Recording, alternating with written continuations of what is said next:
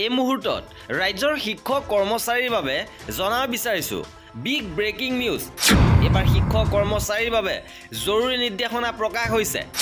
In time out time সম্পৰ্কত এই গুৰুত্বপূৰ্ণ নিৰ্দেশনা CL কৰ্তন কৰা হ'ব। ইতিমধ্যে খবৰ প্ৰকাশ হৈছে। কি আছে সবিশেষ খবৰৰ বাবে ভিডিঅ'টো প্ৰথমৰ পৰা শেষলৈকে চাই থাকিব।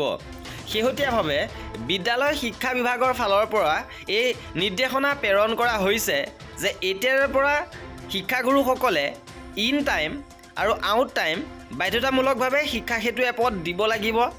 আৰু উল্লেখ কৰিছে যদি এবাৰ যাওঁতে বা আহোঁতেই হওক বা যাওঁতেই হওক দুবাৰ যদি আপোনাৰ 15 মিনিটকৈ পলম হয় তেনেহ'লে এদিনৰ হাফ ডে কেজুৱেল লিভ কৰ্তন কৰা হ'ব।